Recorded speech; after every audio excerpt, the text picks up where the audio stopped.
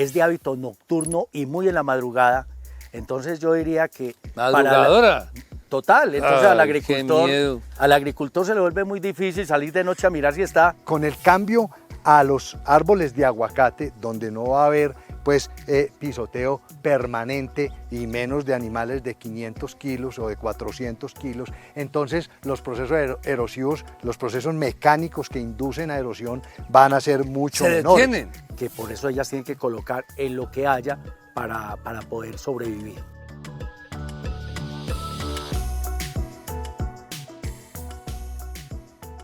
Y nos acompaña uno de las personas encargadas del monitoreo acá en la finca La Carmelita, don Gustavo Castillo, quien nos va a explicar cómo funciona la reproducción aquí ya, ¿cómo lo decimos?, en campo sobre ese controlador biológico natural de la mosca del ovario. Don Gustavo, bienvenidos al programa Somos Agricultura Tropical. Cuéntenos, ¿qué es lo que hace usted acá en la finca? ¿Cómo hace los monitoreos? ¿Y qué es lo que tiene en la mano? Bueno, muy buenas tardes.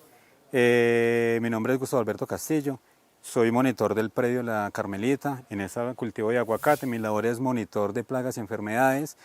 Mi trabajo consiste en todos los días venir y monitorear el árbol para determinar qué plaga o qué enfermedad nos puede estar atacando. En este momento les voy a hablar sobre la mosca del ovario.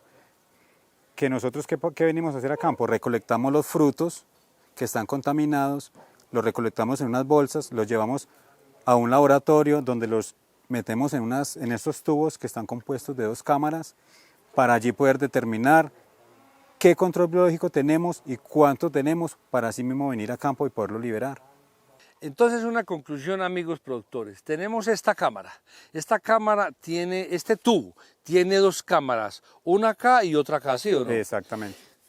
Lo que nos dice don Gustavo es que él viene a campo, monitorea los frutos que aparezcan deformes, alargados, con tipo la pepinillo o con una coloración amarilla. Roja. Roja. Oiga, alargados, amigo productor, y una coloración roja. Si tiene esas 2 características es porque hay mosca del ovario dentro del fruto y ese fruto se va a caer. Él lo coge y lo lleva a lo que ya les mostramos anteriormente, a unas bolsas. Luego recolectan todo el fruto y lo llevan a esta cámara inicial y aquí tiene otra malla. Acá en este medio tiene otra malla. Luego la malla la tapan acá con tapémosla acá, don Gustavo, por favor. Esta es la malla antitriz que nosotros utilizamos. Esta es la malla antitriz. Y simplemente con un caucho, con un neumático, se le hacen las simples medidas de protección para que la malla nos quede totalmente sellada. La malla nos queda totalmente sellada. Acá están los frutos que fueron parasitados por la mosca del ovario.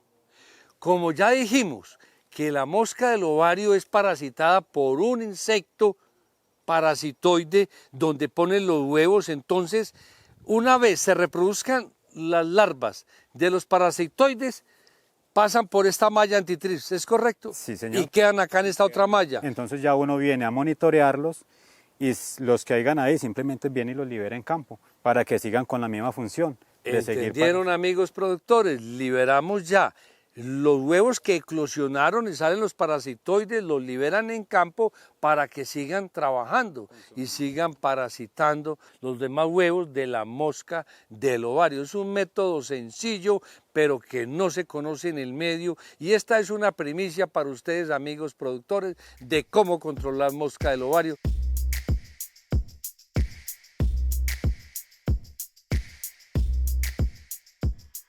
Amigos productores, como somos agricultura tropical y estamos en el boom del aguacate Hass, es indispensable saber que necesitamos una semilla de alta calidad para poder hacer nuestros huertos, porque son inversiones muy altas, muy costosas para llevar cualquier tipo de plántula a campo y esperar que en 1, 2 o 3 años ella se muera. Por eso hoy el ingeniero Eduardo Mejía, que cuenta con 30 años de experiencia en construcción y producción de semillas de aguacate Hass, de aguacate Lorena, papelillo, de todas las variedades, nos va a contar unos temas muy interesantes. Ingeniero, ¿cuáles son los mayores problemas que tiene un productor cuando inicia un cultivo de aguacate en Colombia?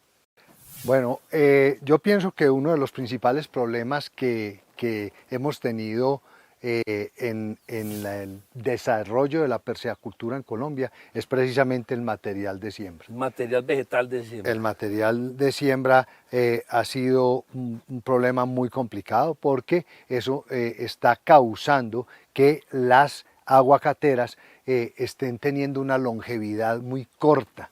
Correcto. ¿Sí? Porque hay unos daños inherentes al proceso de producción del material de siembra, muy especialmente en el manejo de los portainjertos, que han causado problemas graves porque tenemos unos daños mecánicos a los que anteriormente nunca se les había puesto problema, nunca se les había visto ningún problema, pero son daños mecánicos en el sistema radicular que condicionan a que los árboles no tengan una buena ¿Cómo se longevidad. producen esos daños mecánicos en vivero? ¿Cómo se producen? Esos daños mecánicos en el vivero se producen, primero, nosotros tenemos que la parte aérea de estos árboles crece libremente, pero la parte de la raíz crece en confinamiento. Confinamiento, ¿qué quiere decir? Que ellas están creciendo hasta cierto momento, hasta donde las paredes de la bolsa les permiten crecer.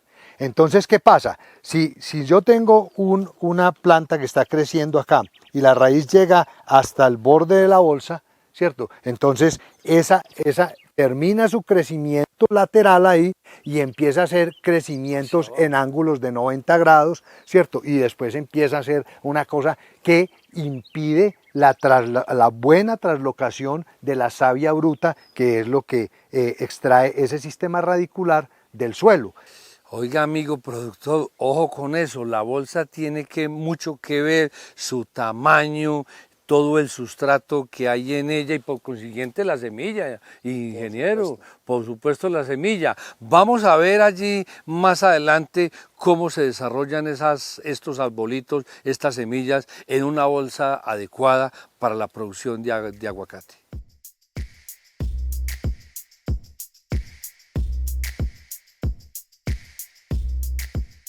Amigos productores, estamos diciendo que para iniciar un cultivo de aguacate necesitamos, como dice el ingeniero Eduardo Mejía, no plántulas buenas, sino plántulas excelentes, porque este es un cultivo de tardío rendimiento, que si una plántula está buena o medio buena, se nos puede morir a los 4, 5 años, 7 años, y nosotros necesitamos es que este cultivo nos dure como mínimo, ¿cuántos años, ingeniero? Siquiera unos 18 años productivos. 18 años productivos. Eso significa que si no tenemos unas plántulas excelentes, no las podemos llevar a campo. Ingeniero, cuéntenos una cosa, el tamaño de la bolsa para establecer un vivero, ¿es indispensable tener en cuenta el tamaño de la bolsa? Claro, es una de las variables muy importante. ¿Por qué? Porque tenemos que jugar con varias variables. Primero, hay que tener en cuenta que los árboles, su parte aérea, crecen libremente, pero la parte de la raíz crece en confinamiento adentro de este receptáculo, que es la bolsa. Que es la bolsa. ¿Cierto? Entonces, ¿qué pasa? Nosotros tenemos que darle cierta madurez al tejido aéreo para poder que resista la llevada a campo. Pero, de otro lado, tenemos que hacer que el sistema radicular no haya sufrido tantos daños mecánicos como que pues tenga problemas en la traslocación de la savia bruta que se va a subir al resto del árbol. Ingeniero, entonces una cosa, hacer un árbol, yo veo aquí este vivero que está certificado por el ICA, entre otras cosas, y vemos unas maticas de muy buena calidad, pero aquí vemos que unas germinaron más grandes que otras. ¿Qué está pasando acá? Explíquele a los televidentes, a los productores, qué pasa con ese crecimiento. Esa es la justificación por la que se tiene que hacer un vivero. ¿Por qué? Porque hay selección, y cuando hay selección, el señor que viene a comprar sus plántulas, ¿cuáles compra? Las mejores. El vivero, si tuvo problemas en el proceso, pues debe quedarse con las que acarrean esos problemas. Pero acá, ingeniero, por ejemplo, aquí tenemos una grande, una menos grande y otra más chiquitica. ¿Estas semillas fueron plantadas el mismo día? Exactamente, fueron plantadas el mismo día. Lo que pasa es que realmente los embriones dentro de la fruta no vienen en el mismo grado de desarrollo. Hay unos que están más maduros, otros que están menos maduros. Por eso se tiene un proceso mediante el cual se ubican máximo 3 tamaños. Un tamaño es la más grande, diríamos estas, ¿cierto? Otro tamaño es la que viene detrás, que puede ser esta, y un tercer tamaño podrían ser estas. Ya esta planta tiene que desecharse en vivero, si es un vivero medianamente responsable. Si es un vivero medianamente responsable, porque esta matica pues seguirá creciendo. Sí, y ahora para claro, injertarse. y entonces ¿qué pasa? Esta matica, este arbolito, este patroncito, él sigue creciendo, pero su raíz también sigue creciendo. Y entonces como va a ser injerto mucho más adelante, con muchos más meses en confinamiento creciendo la raíz, entonces cuando lo llevemos a campo es un arbolito que ya tiene su raíz totalmente pasada y va a causar problemas, y esa raíz que viene, la raíz que sale en la bolsa es la raíz estructural que va a acompañar al árbol durante toda su vida. Venga, ingeniero, usted acaba de decir algo, o sea, este arbolito que que germinó acá, esta semillita, la raíz viene siendo tan grande como la de esta. Claro, puede ser igual de grande, incluso nosotros es una de las cosas por las que yo personalmente, en mi experiencia profesional, prefiero no hacer pregerminadores. ¿Por qué? Porque es que esta plantica que usted ve aquí de 7 centímetros de alta puede tener una radícula ya que esté de 20 centímetros o 30. 20 centímetros. Exacto. Entonces, ¿qué pasa? En los procesos de los pregerminadores, cuando yo empiezo a sacar las planticas, las planticas que ya me mostraron germinación, que están de 4 o 5 centímetros, la radícula ya está muy grande. A no ser que se decidiera hacer una poda de raíces, como lo hacen en otras partes del mundo, se podría llegar a tener. Lo que pasa es que cuando yo podo el ápice meristemático de la raíz, inmediatamente induzco los crecimientos laterales. Entonces todas esas raíces laterales van a crecer mucho más y van a llegar más rápido al borde de la bolsa, y entonces van a empezar a hacer esos ángulos de 90 grados o esos enroscamientos que hacen que la traslocación sea mucho menor. Entonces nosotros le hemos puesto mucho cuidado a que el árbol no tenga problemas de fitóftora, que no tenga cilindrocladium y que no tenga estos problemas fungosos, pero se le ha dado menos interés a los problemas mecánicos en el sistema radicular, que este sistema radicular, repito, es el que va a acompañar a la planta durante toda la vida. Oiga, amigo productor, qué tema tan interesante para todos nosotros los productores entender que, por ejemplo, este germinador directamente en bolsa nos está mostrando que unas semillas germinaron más rápidas que otras. Y como nos dice el ingeniero, las que ellos van a injertar son las que cumplieron con unas características de crecimiento homogéneo en un tiempo determinado. Esta, por ejemplo, ya no sirve para este vivero y no le sirve a ningún productor. ¿Por qué motivo? Porque el sistema radicular va muy largo y cuando la vayan a injertar y esté grande, su sistema radicular también está atrofiado, dañado. Se ve externamente bien, pero internamente el sistema radicular está mal. Usted la lleva a campo, le vive unos días, se muere, pierde la plata y pierde sus ingresos, amigo productor. No compremos en cualquier vivero, preguntémosle al viverista cómo hace las plántulas, cuál es todo su proceso para entender esa dinámica que hoy la aprendimos en Somos Agricultura Tropical, y vamos a ver cómo es ese proceso de injerto y de qué tamaño se debe llevar ya a sitio final.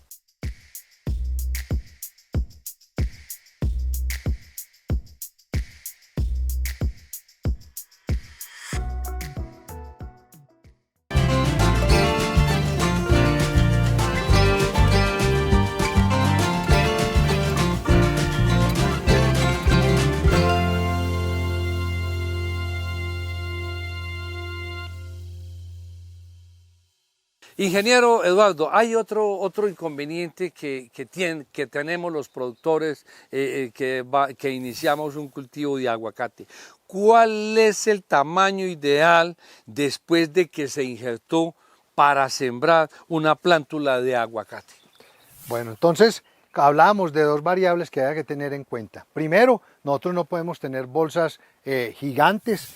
¿Por qué? Pues porque si tenemos bolsas gigantes, llevarlas a una de las lomas donde nosotros sembramos en esta topografía nuestra, es imposible. Entonces, en esta, que es una bolsa de 10 litros, en esta bolsa, que es una bolsa que mide 52 centímetros de largo y que tiene 18 centímetros de diámetro, es una bolsa muy buena para que el árbol alcance este grado de madurez sin que haya mayores daños en el sistema radicular. Entonces, ¿qué pasa? Estas plantas las identifico porque son plantas que ya maduraron su primer brote después del momento de injertación. Ya estas son hojas maduras, las hojas del aguacate que están de este color cobrizo, son hojas que todavía no han llegado a madurar, no hacen fotosíntesis por su color o hacen mucho menos que las hojas de color verde, que son las que aguantan los rayos del sol. Entonces nosotros tenemos que tener plantas que ya tengan su primer brote, esté totalmente madura la hoja. Pueden tener una segunda brotación así, o pueden no haberla emitido como esta, digamos. No necesariamente tiene que haberla emitido para sembrarlo. No. Bueno, pero hay otro tema grande aquí que los productores desconocen y que hoy deben de saberlo. Compramos estas plántulas porque este es el tamaño ideal, porque el sistema radicular no se ha atrofiado internamente, porque ellos crecen, el sistema radicular, amigo productor, crece más rápido que el sistema aéreo, ¿es correcto? Cierto. Luego compramos estas plántulas en cualquier vivero y las llevamos en un camión, en un carro, las transportamos, llegamos a la finca. Por lo general hay que montar estas plántulas en cajones con bestias para llevarla al lote. ¿Cuándo después de todo ese proceso de transporte se puede sembrar una plántula? Exacto, esa pregunta es muy pertinente porque ese movimiento que se causa en ese pilón donde están inmersas las raíces, entonces ese movimiento hace que el pilón se vaya desarmando y entonces... Las raíces también. Claro, las raíces también se mueven. Entonces lo que hay que hacer es, después de todo ese movimiento que tuvo, se lleva a campo directamente al sitio de siembra y se deja allí siquiera unos 7 u 8 días. Por eso es tan bueno que no se lleven árboles tan maduros, porque hay que dejarlos allá en campo unos días, 7, 8, hasta 10 días, y que reciban agua y todas estas cuestiones para que el pilón vuelva y se conforme. Se asienta. Se asienta el pilón. Se ajusten las raíces. Exactamente. Porque las raíces, con el movimiento del vehículo, del transporte, se mueven, claro, se mueven las raíces y quedan estresadas y debilitadas. Claro, y fuera de eso, el pilón también está fracturado. Entonces, al momento del sembrador romper la bolsa, se desmorona el pilón, las raíces quedan desnudas y estas raíces desnudas son muy factibles que se queden torcidas al momento de la siembra. Entonces, esa es otra condición. Árbol que se le rompe el pilón al momento de la siembra debería no sembrarse. No sembrarse. No sembrarse. O sea, amigo productor, el transporte, el almacenamiento durante unos 10 días o hasta 15 días, ingeniero, dependiendo del movimiento, claro, hasta 15 días se deja adaptar en el sitio final donde se va a sembrar, porque cuando se vaya a sembrar debe haber reposado entre 10 y 15 días.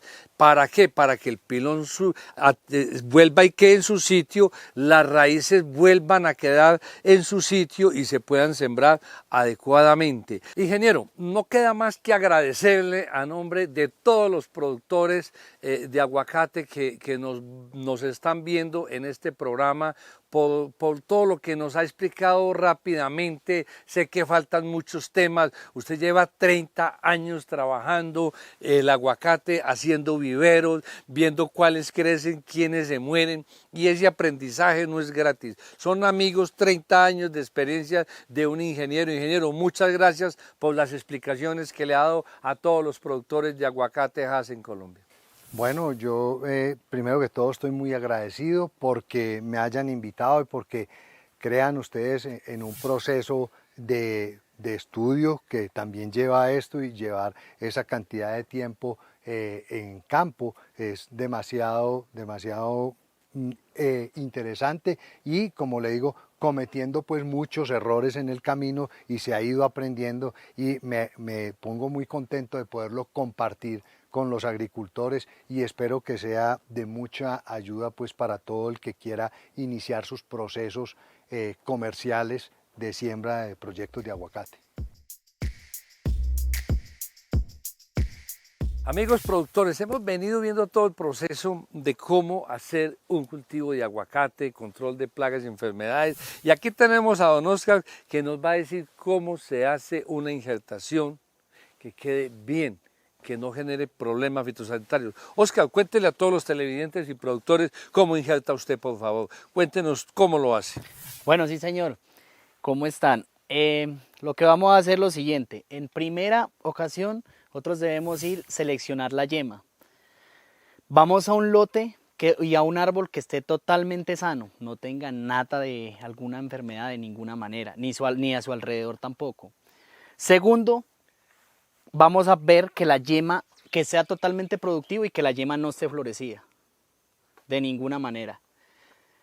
Traemos las yemas acá al vivero, acá las desinfectamos, y ahí sí procedemos a injertarla, que va a ser de la siguiente manera. Tengo mi navaja acá, el desinfectante, desinfecto la navaja. Eso es yodo. Yodo, sí, señor. Eso claro es que yodo. sí. Acá tengo un trapito donde seco el desinfectante, porque no lo puedo...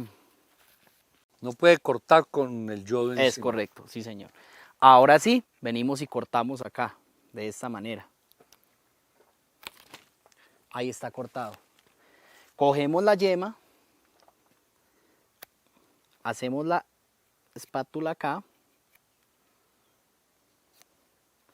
La yema debe tener buena savia. Muéstrele a los televidentes así como de quedar. Le cortan los dos filitos del tallito. Sí, señor. Correcto. Debe tener buena savia, que no me va a tener, esté seca, que no me vaya a pegar. Que no vaya a haber nada negro, que esté blanquito. Exacto, sí, señor. Correcto, y que tenga buena savia. Buena savia. Luego, ¿qué hacemos hace ahí? el corte acá. Eso, sin cubrirle a los televidentes. Le quita la hojita, le hace un corte al tallito.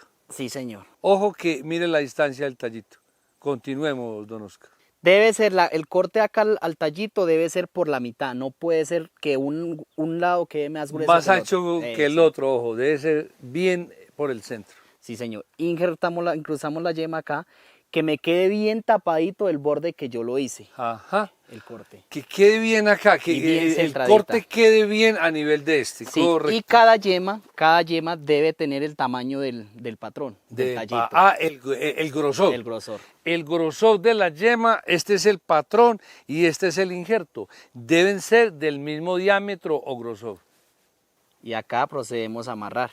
Le pone cinta. Sí. ¿Para qué le pone esa cinta? Para que apriete y con la savia del patrón, a la savia de la Cicatrice. yema, exacto, y pegue. ¿Y cuánto tiempo dura ese proceso para que pegue y quitarle esa cintica? Esto cuando ya lo llevamos a campo. Cuando llevan a campo, se quita la cinta. Se quita la cinta, sí, señor. Se quita la cinta. Sí, señor. Acá le hacemos Y eso un es todo lo que hay que hacer con un injerto, don Oscar. Y acá le ponemos la bolsita. Ah, y la bolsita lleva una plástica primero. Sí, una plástica, sí, señor. ¿Esa plástica es para qué? Para que nos guarde humedad. No, guarde humedad. Y esta para protegerla del sol. Para protegerla del sol. Si no va eso, se muere el injerto. Es correcto, sí, señor. Amigos productores, aprendimos a injertar aguacate.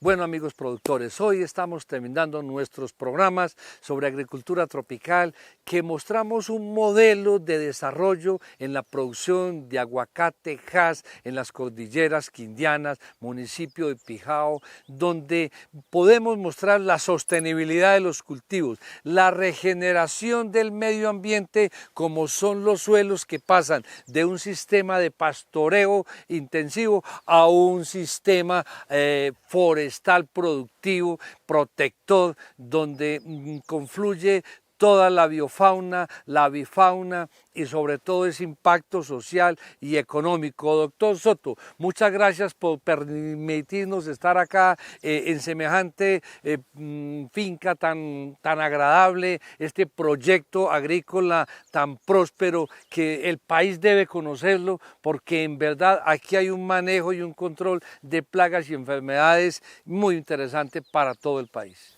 Muchísimas gracias a ustedes por la oportunidad de presentar nuestro modelo a los productores de Colombia y dar un mensaje, primero, de que es posible producir con alta rentabilidad, pero basados en principios de sostenibilidad, que garantice la protección de los recursos naturales, que garantice la protección de la salud de nuestros trabajadores, su bienestar, y obviamente que la producción de la fruta que sacamos de acá para exportar sea una fruta inocua de altísima calidad que tenga acceso a todos los mercados del mundo. Esto es posible hacerlo en las laderas andinas de este país, generar ingreso, generar empleo, generar mejoramiento en las comunidades y proteger el medio ambiente como principio básico para la sostenibilidad y la permanencia de estos beneficios que tenemos con la naturaleza que nos circunda. Así es, amigos productores, tenemos un modelo que representa al sector aguacaticultor de este país, del departamento del Quindío, y como lo dijo el ingeniero Carlos Soto, somos sostenibles, somos agricultura tropical, somos el Fondo Nacional de Fomento Hortifrutícola.